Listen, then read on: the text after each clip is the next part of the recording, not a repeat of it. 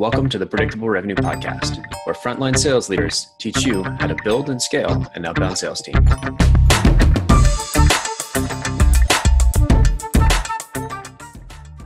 Hey, welcome back to the show, everybody. I'm your co-host, Collin Stewart. I'm joined today by, I had first met in San Francisco, 3 years ago, 4 years ago? Ways. In entrepreneur time, that's like decades ago. Yep. And you were running this team that was scaling up pretty quickly. It was one of the first sort of SDR teams that when I was working with Aaron Ross, this is one of the first teams that I actually was pretty hands-on with. And you were with Checkmate. This was Checkmate. Yep. You guys were Checkmate. Taken off at the time. And you and Steve Smith and Charlie and everybody else there, and Army. Yep. I know she's going to hate, if she's listening, she's going to hate that I call her that. Yeah. Well, we'll make sure she listens now. So you've done quite a bit, but allow me to introduce you to the audience. This Great. is J. Ryan Williams, but I'm going to call him Ryan. He's the founder at Sales Collider. He's also an EIR at 500 Startups. Basically, you're the guy that early stage companies turn to figure out what is sales and how do I sell my stuff. Yeah, I hope. Yeah, I hope so. Yeah. I spent the last 9 years running sales teams, and just recently went focused full time on how to help founders figure out their go-to-market strategy. And so while I had been an advisor for the last 4 or 5 years to companies like Envision, who were coming from seed through the kind of tranche of Series B, trying to build up a sales team and figure out enterprise sales, working with companies like that, as well as, building some pretty big teams on my own. I just learned that I like the founder, and I want to help that founder kind of set their company off to the right step. And so now I'm focused on that full time as of this last March. Well, congratulations and welcome to the entrepreneurial fold. Thanks. I think there's a big need, and there's so much. You can have such a tremendous impact if you start thinking about sales from a much earlier date in founding your company. Yeah. I'm excited that there's more and more investment and good people turning into the dark side to join us and help other companies instead of taking roles with companies. Yeah, exactly. Focus on their strategy from the beginning. Yeah, exactly. So, Mr. J. Ryan Williams, we're going to talk today about some experiments that founders should do. Can you give me some more context here? Yeah. So, I've been trying to focus my career on how to make founders the most successful as they can be when they initially launch their go-to-market strategy. One thing that happens is that, very product and engineering centered founders spend a lot of their time thinking about the product roadmap. They don't spend a lot of time thinking about their revenue roadmap. And that's something that on the consulting practice that I do is I focus on advising companies to kind of think about that from the beginning. Once they know, here's the customer I want to serve, then building out how are you going to serve them? What are you going to charge them? What's the sales motion that's going to help get them, working with you? And so to that end, I thought one of the things that we could chat about today is just some of the experiments that the founders who listen to your podcast could be doing right now, right? So they can kind of know that they're on the right track. And I think a lot of the product and engineering type founders are driven towards things that are more scientific, and experiments definitely can bring that part of sales out of it. And so that's what we're going to chat about today, is some of the experiments that I think are really good for founders to think about. Awesome. So at a high level, for the people that are thinking, should I listen to the rest of this episode? What type of experiments? We've got a couple categories that we're thinking of here. What sort of categories of experiments? Well, I think the first one that we're going to chat about is the experiment around making sure that you've got the right customer that you're targeting. And you start with an assumption of like, hey, this is the person I'm selling to. And most founders are going to start with the net cast way too wide, right? And what we want to do is say, all right, now how do you know that you've got the right customer captured in that net? Because what you start selling at the beginning of your company is most likely not going to be the same customer or the same product 2 years later, right? But if you start on the right footing, you can go make sure that you're learning the most and getting the most data And so that data then goes in and builds a cycle of feedback. The second thing we're going to talk about is an experiment around kind of the buyer's process, where you can go make sure that the way you're selling is the way the buyer wants to buy. Most of the time when I'm talking to an advisory client, they are trying to figure out one main question: is it me or is it the product, right? And I'm sure you can relate to this, being a founder of a company yourself. Like, how many times in those early days, probably well before we met, you wondered, am I selling right, or is it the market wants to buy? Is that familiar? It resonates. A ton of the founders I've talked to, I can't say I spent 10 years in sales before I started this. I sort of had the opposite problem. I'm pretty sure I'm selling this properly. I'm also pretty sure I built a pretty crappy product and did all of the other things that most founders are good at. I did all of those poorly, but maybe I was arrogant, and I absolutely had not figured out our sales process yet. Yeah. I wish I had a Jay Ryan like 8 years ago to like teach me all these things so that I didn't make all those mistakes, but oh well, at least you're here now. Yeah. Well, It took you long enough. I think it's, kind of, I haven't met a lot of other folks who've had this path. There are a few who started their career in education and then went into sales and became a sales trainer. And so I really just, when I started thinking about the founder experience, it was from, if founders had just 10% of the sales training that I was doing for my reps at companies like AdRoll, where I built a team of 32 in about 9 months, seeing like the type of training that we were doing for those reps. If founders got that within the first year of their company, they would probably be 10 times more efficient. And so that's really what I've tried to think about. So, I think with that, let's talk about kind of this first experiment. I'd love to hear about, because you've been a kind of practitioner of predictable revenue from the very beginning. And when I met you, you guys were helping put that model in place at Checkmate. Curious to know kind of how you've tested the ICP experiment as well. But the one thing that I would say for a founder listening right now who's like, what can I get out of the first 5 minutes of this conversation is really, if you've already architected your ideal customer profile, there's a solid chance that you're casting that net too wide. And to know whether or not you're getting the right data, I would suggest founders start with 2 or 3 companies that they're working with that are all very similar to each other. The same size of company, because size will dictate buying process a lot of times. For instance, a company with 1,000 employees is going to probably have a purchasing process and a purchasing department. Companies with less than 100, it's likely going to be 1 or 2 person decision. And then, so company size is a big piece, as well as a vertical, right? What vertical are those companies in? Can you go sell to 3 startups? And then if you get results on all 3 of them, then okay, my product works for startups. That might look right on the surface when you think about the ICP. But when you dig in and realize that one of those startups is in healthcare, and they've got a different data compliance,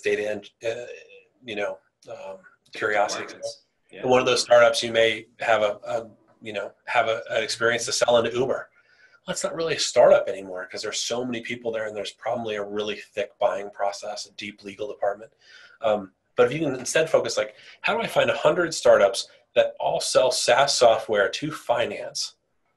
And let's see the sales process with those 3 companies kind of back to back, and see, do they convert the same way? Is their interest the same way? Is their pain point the same way? If they're talking about the same problems on the Are We a Fit call, then that you've got kind of that cluster shot, if you will. Mm-hmm. Yep, I did it the wrong way. We Tell me about it. Well, we evolved out of the CRM system that we'd done a ton of research, and basically the feedback we heard was nobody wants to buy this. And I was like, we're going to build it anyway. Mm-hmm. Not a good move. We're working out of this co-working space, kind of like where you're at right today. Mm-hmm. And I had 5 entrepreneurs approach me, and they're like, hey, dude, give up on your dreams. Nobody wants to buy your piece of crap CRM system. And book some meetings for us. Because I was driving everybody in the space crazy. I'm pretty intense. And I was on the phone every day. I was either calling, emailing, or on a call, like an RWFA call that I'd set up for myself. And people were just tired of listening to me try and sell this crappy software that nobody wanted to buy. So we had one customer this whole time. And anyway, so I did sort of not well. Well, one thing you might have thought about doing is like coming and saying, hey, who is the most like that customer? Because they probably have that same problem, right? And so I do something with clients around the buying process that we can talk about a little bit too. But when you've got that situation where you've got, let's say maybe it's past that one client and you're on to 4 or 5.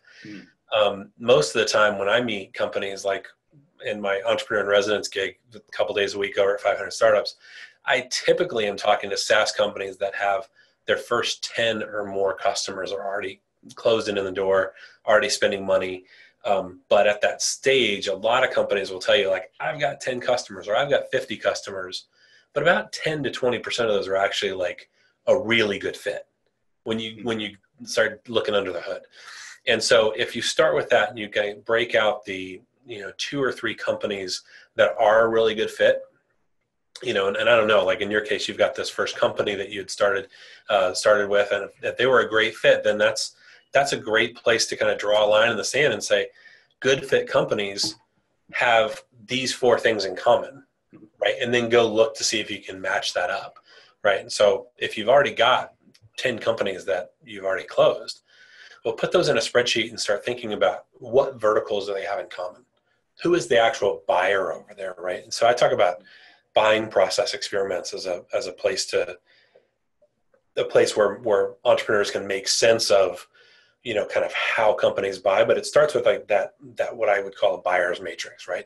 A list of the companies that have bought from you, the ones that are doing well, how much are they paying, right? Look for patterns there. Well, companies that pay over 50K, I'm typically selling into the CFO, right? Where a company, when I sold this for 5K as a test to a pilot, I sold into an HR manager.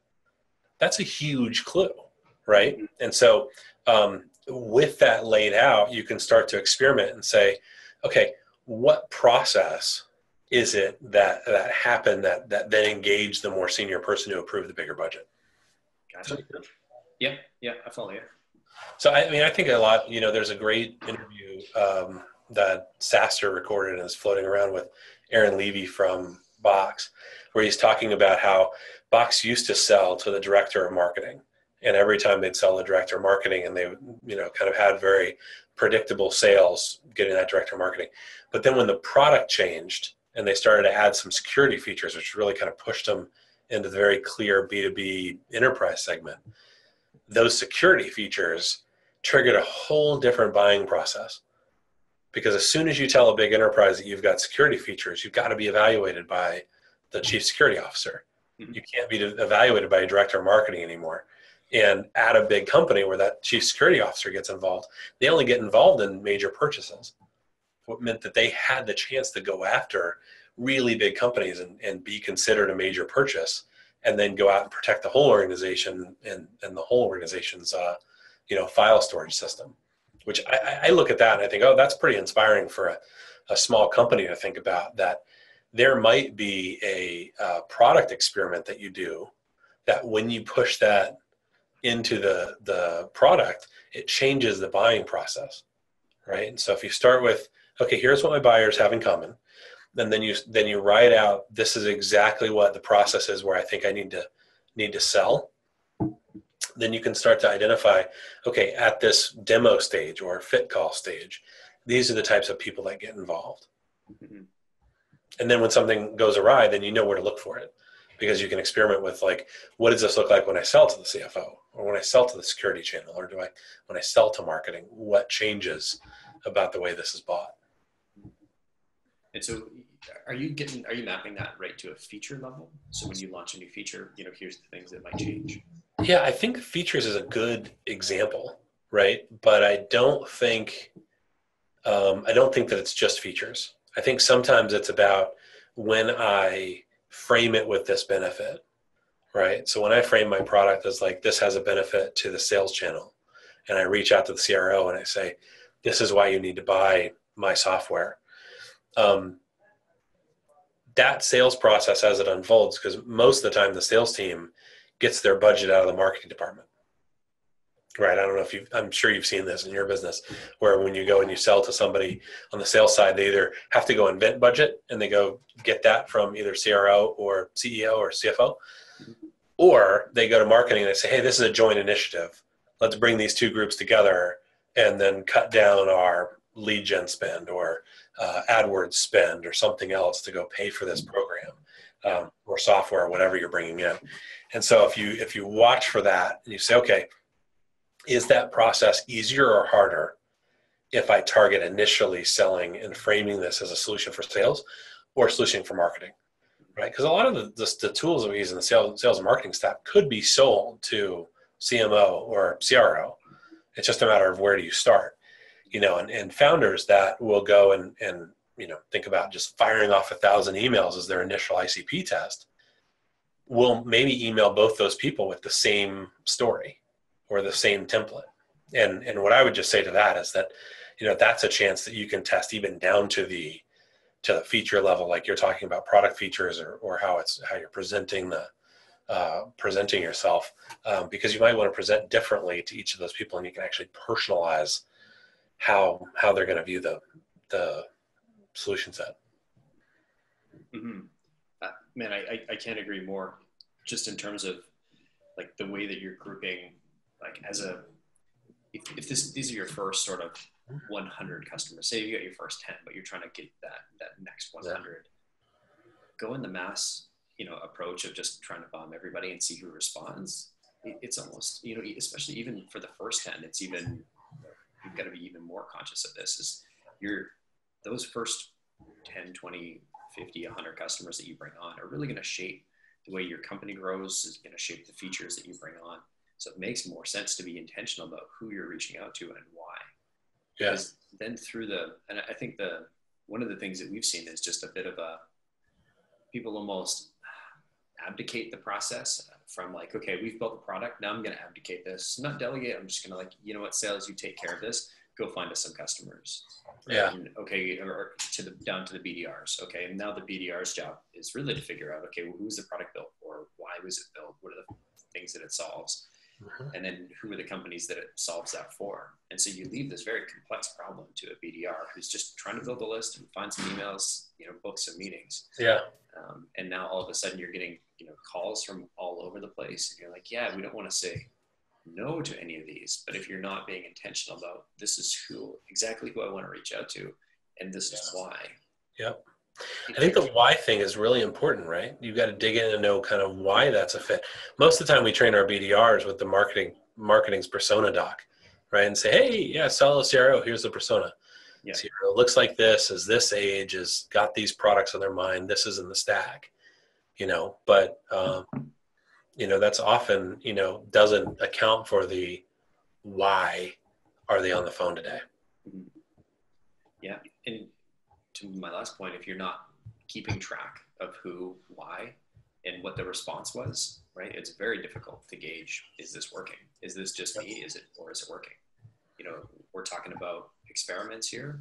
And in order to be, actually experiments, we need to track our data. We need to, actually run tests instead of just let's email absolutely everybody and see what works. Yep. And with your folks that listen, I want to also be sensitive to the folks who might not feel like they can control their experiment because they say, oh, well, I'm not the founder of the company, or I'm not the VP of sales, or I didn't write the templates for the email that I'm using. But if you start thinking like a founder, even if you're a founder of your own sales book, right, and you're an owner of your own kind of everyday business, then you can do some of these things as well. So if you're a rep listening to this podcast thinking, gosh, I'm going to use this idea when I start my own company, well, don't wait that long, right? Start now with what are the last 5 deals that you closed, or the last 5 discovery calls that you were able to create, and put those in a Google Doc and figure out what attributes they have in common. Right. And let's say, just, for argument's sake, let's say you're selling analytics software and you're selling into a first touch is like a director of some sort of like data science, right? Data science director at a 50-person startup is the person you've been told to call. Well, you take the last 5 deals that you worked and identify which one of them you got handed off from that director of data science to someone else. Did you get handed off down to a manager? Did you get handed off up to their VP, right? Who was on the demo call that then you set for the account executive who came on to do the demo hour, or the sales engineer who came on to do the demo? Let's see what that pattern is. And then once you've got kind of that initial set of like, all right, this is the way my customer thinks about me, and this is the way they prioritize me, then the next thing to do is learn more about how they buy stuff, right? Because that's how you can really gauge like what experiment to run. Go find those last 5 deals and figure out what are the other tools that they bought, right? In the sales space, we talk about the sales stack all the time, right? Like you have Marketo and you've got Salesforce and you've got a couple of tools for the BDRs, and you think about it like at that level. Okay, well, here's a stack of software, and you might think if you're a junior rep calling into that space, oh, we're compatible with Salesforce, so let me talk to people who use Salesforce. And if they use a different CRM, you bail. But really, it's a bigger clue. If they're using Salesforce, that means someone at their company already made a decision to spend more than $10,000 on sales, right? Because that's basically the cheapest package. And all you have to do as a rep is say, what integrations do you guys have? And as soon as they tell you they have an integration, they're likely using an enterprise plan. That means that they didn't just think about 10,000. They're thinking about, they've got 50 reps. They're already well into the 6 figures with a Salesforce implementation. And then when you say, what system do you use for marketing? HubSpot, Marketo, and Eloqua will tell you in those 3 tiers how much they prioritize those tools. Mm-hmm. The same thing is true in your space, right? If you're selling the security tools will tell you the same thing. Like what other software has been bought will tell you how that buyer buys, and then you can start experimenting with it. What if I sold this a little more like my friend at Salesforce sells it? What if I sold this a little more like security software, because those are the tools that are already there? Yeah, I hadn't thought about looking at the current tool sets. I mean, there's all these tools that will tell you which, tech a company is using. Oh, and I love those. Yeah, I was one of the first upgraded users on a tool called Built With, which is one of Australian surfers. Love those guys. Yeah, Gary is super cool. Yeah, his tool has always been awesome. Of course, I love Ilya and the guys at Data Nice as well. So shout out to them. But regardless of what tool you use, or if you built your own scraper to figure out, hey, here's what somebody else spent, instead of thinking about here's something they use that I need to integrate with, think here's something someone bought. And so if I could, take my current self and put it back into the, person, I was when I was, making calls at Admiral when there was 15 employees there, and I was trying to get the first $25 a week deal going, and thought, okay, what other tools did this person buy? How did they make that decision to buy Google AdWords? And then later on, as that display advertising space kind of evolved a little bit, how do they decide to use Fetchback or Criteo or one of the other competitors out there? How was that decision made? And instead of, reps will often think, oh, who made the decision on this? Are you the decision maker? Instead, think about, oh, who uses that? Mm. Oh, well, you know what? I bought it for my team. Well, who on your team uses it? This director of marketing is the one that logs into it every day. Well, that's a huge clue that you're now talking to somebody who not only makes a buying decision, but also manages somebody else who has an implementation. There's now 2 people to sell to. That goes back to your buyer matrix of multiple people in the deal. How many people were actually waiting in that deal? And I'm giving really kind of bland examples, but if you think about, if you're selling something really complicated, you're going to have 20 people in that chart and say, when I sell something over 100K, there seems to be more than 7 people involved. But if I sell just under that threshold, I can get through 2. That's a faster process. That might tweak a lever for you and move faster. Yeah, unlock that quicker growth because the procurement cycles are way shorter. Yeah, or it could be something like this time of year, if you're a rep and you're trying to manage what your holiday commission check looks like, you might want to think about, adding some velocity to, these are the deals I know that close quicker. Most reps will just go with our gut and say, oh, well, the last 3 times I talked to somebody in this vertical, they closed quick, so I'm trying to prioritize them. Or an inbound lead, I can get closed in 7 days. Yeah. That's great. But if you figure out what that pattern is by testing it and experimenting and kind of tweaking, that's when you can say very strategically, these are the 4 types of companies that will always close under 60 days. I can close them today and have that check in January. Mm-hmm. If you're coin operated. Yeah. I know I, for one, thought about that every day as a sales rep. Same.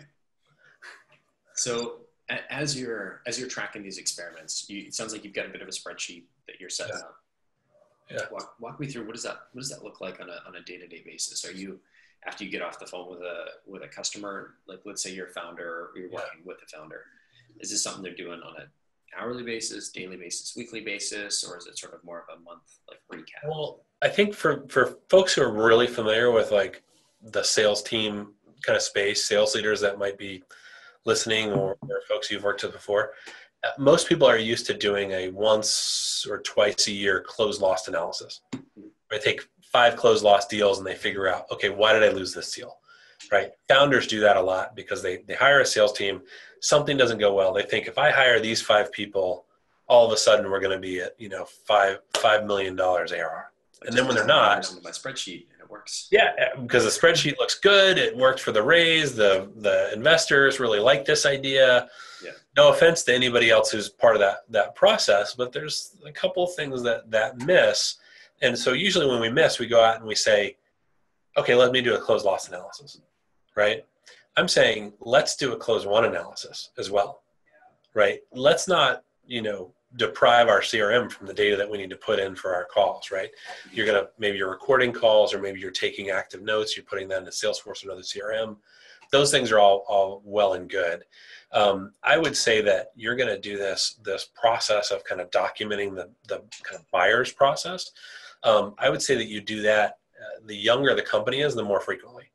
Once you know that you've got product market fit and you're starting to see 50 to 100, 1,000 customers, you're probably not doing that as much, but you're doing that in the new markets. Like maybe you open up, a European market. Well, start over with that process and say, everybody that I've sold to from the States that me sitting here was able to sell to in, UK. Let me put those in a matrix and figure out, what do they have in common? And you might find that there's a different buyer over there, depending on what software you got. You might find it's a different title. You might find there's a silver bullet to the ICP, where companies that close quicker are the ones that freshly hired a CTO. The CTOs within the first 2 months, they're ready to go.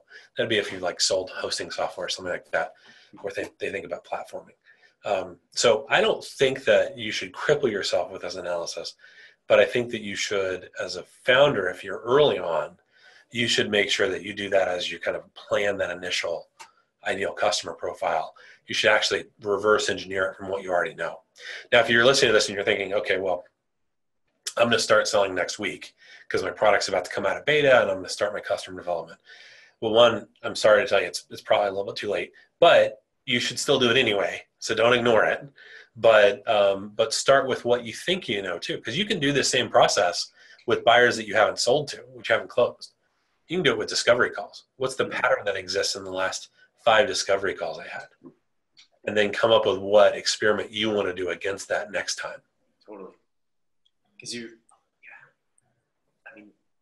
I've probably talked about this on the podcast before, so I'm hesitating, but I think I'm just going to say it again because I can't stop myself.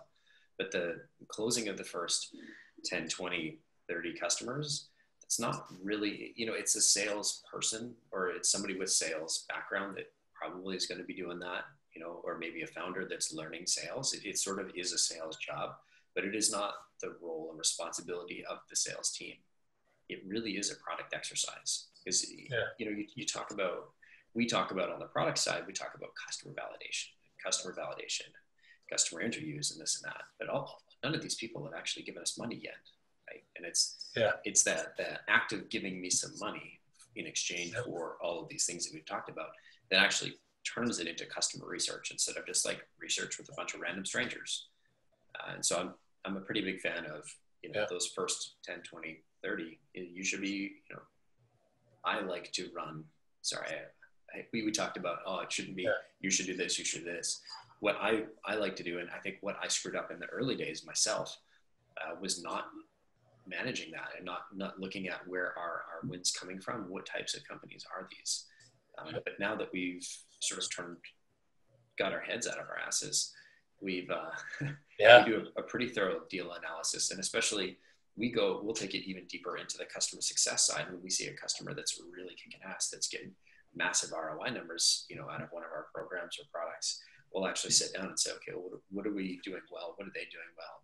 Is this just a unicorn customer, or is this a signal that there's a deeper, larger market opportunity that we're currently missing? Yeah, I think that's pretty key, right? So I think about the sales team as like, the sales team is a data gathering instrument for a lot of founders that they sometimes don't realize that. I've had some work with some founders who've said, "Oh, my sales team sits over there," and what's funny about I'm going to just put everybody over here in a sales team box is that they did a really good job making fun of that in the show Silicon Valley. But like, oh yeah, look, we got sales team now. That we keep them in this cage basically, and they open up the conference room. And they've got 15 guys in there with Nerf guns, doing whiskey shots, and not saying that that's not a sales environment that I don't particularly enjoy. Who doesn't like a Nerf gun? But sure I got a Nerf dart somewhere around here. Yeah, I'm sure you're looking for yours. But the thing about that is that if the founder doesn't think about, hey, this is my tool to get very quick feedback. You talked about the tools to go, the tools like Built With and Data Nize, where you can go see all the other people that are using competitor software. I remember a fight early in my career when I was managing a team of 12, and their team of 12 hungry reps who were all just awesome on the phones, and they would go pound out the phones. One of them got picked on by one of our competitors, and they decided that they, as a group of like 12 people, were going to go call every single customer of that competitor, and they did it within 24 hours. So basically, it was anytime. It was a news article that kind of got blown out of proportion, but these guys just decided, hey, you know what? We're gonna have their back, and we're gonna just go call every customer of this person so that they all hear the offer at the same time, just to make sure that there's a shot across the bow for that team as well, to say, oh yeah, wow, is Admiral been calling your customers too? What happened with that? But when you've got a fired up sales team who's got the ability to go get instant feedback on a new product or a new feature, you want to use that to your advantage as a founder, right? And if you're early and you don't have a sales team, don't think you have to hire a sales team for this. You just have to go put on a different hat, and then you have to go back to the drawing board on like, hey, these are what my buyers are telling me from the sales process, which is different from the product interview. Because a lot of times, I love them, but product founders will go do a product interview, and they're going to get very different information than if they do a buyer's interview, and they find out who bought this before, who in your organization buys CRM, and they'll tell you, oh, I'm responsible for that. Oh, really? So, what other tools do you guys use? Oh, we use this tool, this tool, this tool, this tool. Tell me about that process. Oh, well, so-and-so bought this, and so-and-so bought that, and so-and-so bought this. All those things plug into CRM. Then that there's going to be 6 people who weigh in on changing the CRM if you're trying to displace a Salesforce, right? Or if you're a Salesforce and you're trying to displace an older CRM or a Microsoft CRM. If you're going after that, you find out all the other tools that are tied to it. That's going to be very different in a buyer's interview than if you did a product interview, right? And it's not hypothetical anymore with like, hey, how much would you spend for this feature? It's how much have you spent when you bought similar things? How long did it take not to fix it? Exactly. And who's the one who evaluates what it costs to not fix it? Because a lot of times on the revenue teams, we think forward looking for new revenue, right? And some of those buyer interviews should be with the CFOs and the finance team who are thinking about the current expenses, right? Because we're very conditioned to think about, okay, this is worth the cost because I'm bringing in X every month. It's okay for me to upgrade my LinkedIn to the $1,000 package because I'm going to bring in $10,000 in the next, month. Well, that makes sense for the forward-looking kind of revenue officer, does not make sense for the finance guy or gal who's looking at the expense chart saying, well, sales are sales, but now we've got this expense creep, right? Which are all things that you can solve for if you do a really good buyer interview and then you start to experiment against it. Love it. So we've talked a little bit about, I know we had three experiments we wanted to talk about. So we talked a little bit about some things you can do to validate your ICP and some cluster shotting. And we kind of reverse engineering that ICP from the people you've sold to. Exactly. We've talked a little about reverse engineering the buying process and how to go figure out what that should be and how the different features your product might, or your product you release for your product, and how they might influence your buying process. You had one more that you wanted to share, this sort of third experiment. Yeah, so the third one is a little bit of a wild card. And I think that's I want to encourage folks who are listening to think about what data they could be tracking. And if you're a founder, it might be tempting to say, oh, I'm going to track these 19 different things, right? Especially if you're a founder who comes from business intelligence or comes from a consulting background or comes from a place of data first, like let me be data driven. If that's the case, well, be data driven, but focus on maybe 2 or 3 elements. And I'll give some specific examples here. Conversion rate. Not necessarily do you need to know the conversion rate from every stage in a funnel when you're a team of 1 or 2 people, right? That's going to be a little different. But you will want to know from the times that my friends and family or VCs made an introduction, how often do those introductions get on the phone with me within a week? Is it 1%? Is it 50%? Is it 100% because they're referrals? Then the next question is, okay, from that call, how many of them are interested in coming back for the next touch? If the next touch is maybe the initial calls, are we fit? The next touch is product demo. What's that conversion rate? And really just track like initial conversation to demo of some kind, depending on your sales flow, to, how often are they actually parting with cash or giving you a verbal that a proof of concept will work, depending on what your stage is, right? And then if you can just track those 3 things, then you know what your baseline conversion rate is when you change price. I met with a founder today who was telling me about how they had a disagreement on how price sensitive their customers were. So they just cut the price in half, which worked because they found out that their customers really are price sensitive, and it doubled a conversion rate. Now, there's a conversation to be had on whether or not that's the right strategy, and they're doing an experiment. But if you're doing the experiment right, then I might be tempted to start with doubling price to see if you see if that happens. But it's okay to experiment either way, because you're starting with that initial assumption, just like your 7th grade science class, right? You start with that hypothesis and you're going to go test it, right? Mm-hmm. But if you don't know what your conversion rate is, you can never do that, right? If you don't know what your sales cycle is, the first introduction touch all the way to getting to a firm yes or no, right? A lot of people think the sales cycle is about how often you get to that yes, right? Or the revenue cycle from the first time someone touched an ad or got familiar with you all the way through somebody who's parting with cash and, swiping or going through. I think sales cycle is a little more complicated than that, but you do need to account for like how fast can you get someone to say no also.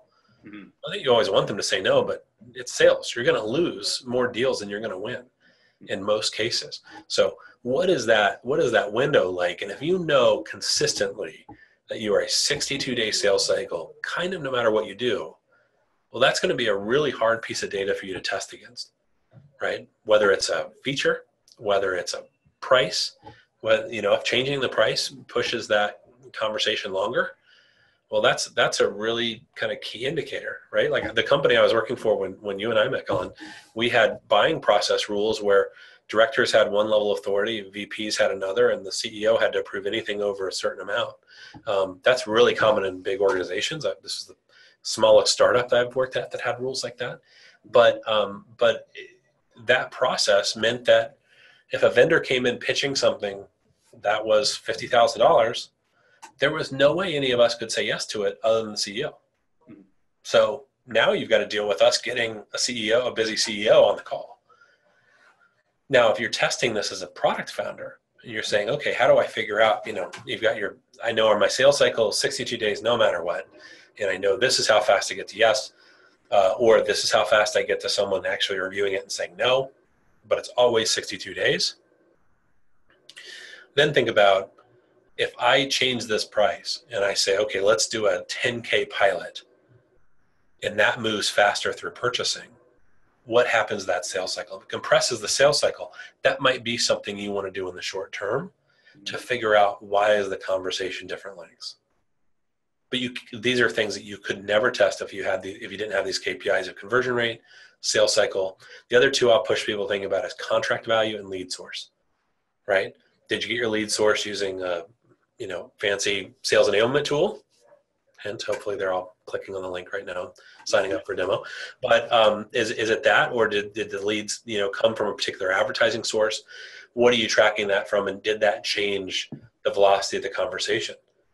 Right? Did that change the velocity of the conversation, and are they more likely to test when they come from a Facebook ad, but less likely to finish the selling process? Right? These are all things that you just have to have the basic information down before you can test anything. And that, for me, is where you think about this third experiment of testing against one of your KPIs. In the first year of your company, you're going to have one metric that matters, right? You just choose that one thing that you're going to say, this is my North Star, I'm going to go pound out. In the next couple of years, it's going to turn into maybe 2 or 3 other things that you're going to think about as your team gets bigger.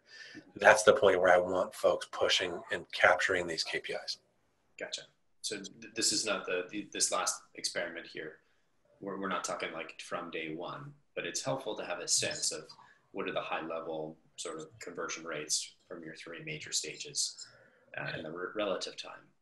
And again, if you're a sales rep listening to this thinking, oh, I'm going to try this when I'm a founder, when I start my company that does this thing or that thing, these are things you could track on your own. When I meet a sales rep and they know what their sales cycle is compared to their team, I say, yeah, my deals are usually 62 days. The team is really around 58.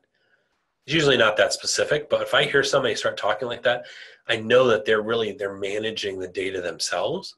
And they're not just saying, I'm waiting for the pipeline review to see the report and see if I'm on the leaderboard. Yeah.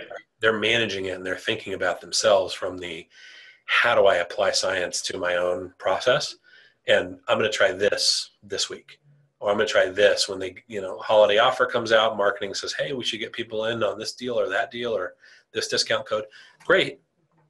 But the rep who tries that and sees that changed their sales cycle, good or bad, they're the rep who I want on my team, right? Because they're thinking about it, they're being data driven, and they're owning some of their KPIs themselves, not just waiting for the reports to come out. Yeah, I love it. You're looking at the data and you're actually being intentional about running your experiments. Yeah. As opposed to just being a cowboy. Yeah, for sure. Right on. Brian, love the experiments. I love all the ideas. I'm wondering, there are so many more good ideas and good things that you can help companies with. If somebody's like, man, this Jay Ryan guy is amazing, how do we keep in touch more of your information on the interwebs? Yeah, well, I've been blogging more now that I'm kind of focused on Sales Collider and focused on founders. But a lot of the blog focuses on things that, as a sales rep, as long as you think about owning your own business and even not just your sales book at a bigger company, some of that advice will really help. If you're, and so I would check out my website at salescollider.com. /blog, and you can see that. There's also a couple cool interviews on there. So I've got a talk that I gave, but also I've got a talk recently that was given from an operations leader on how they buy products, right? Which I think founders, even yourself, Collin, I'll send you a link to that, because I think there's a lot of interesting layers there to someone who's managing a $3 million budget for sales and marketing operations to think about how they're spending stuff in their group. And so if you're a security software professional, watching that will still help think about, oh, this is how a buyer is allocating, or here's how they go renegotiate their budgets, things like that. Then also, I'm doing a lot more with events, so I'm going to try to record some events and get it on the blog or on the website as well. I've got speaking events just between now and the end of the year in Latvia, Dubai, Mexico City. But also, I was going to ask you, Collin, do you do much with some of the Canadian accelerators like Mars? Haven't done anything with Mars. We do a little bit with the Wesley Clover guys and the Hellspark in Ottawa. Aaron and I were on the steering committee for the SAS North conference, but haven't. And I think one of the Mars guys was on that committee as well, but we haven't done anything specifically with them. Well, I've got a webinar coming up for founders that are in the Mars community sometime between now and the end of the year. And so I'll send you that link, and you can share that with founders in your network who might be into that. We chose to do a webinar as our first kind of project together so that we could capture folks from kind of the extended network as well as just not just focus on the folks that are Toronto based. Cool. We'll throw a link into the show notes for anybody that's listening between now and the end of the year. Cool. Right. Thanks. Well, I appreciate reconnecting and kind of hearing more about what you're up to and the chance to share some of the stuff I'm working on. Thank you. Well, thanks for coming on the show, Ryan. It's been great. You can find him at salescollider.com. Check out his blog. And thanks again, Ryan. I feel like I learned a ton from you, man. Thanks, man. Happy to do it.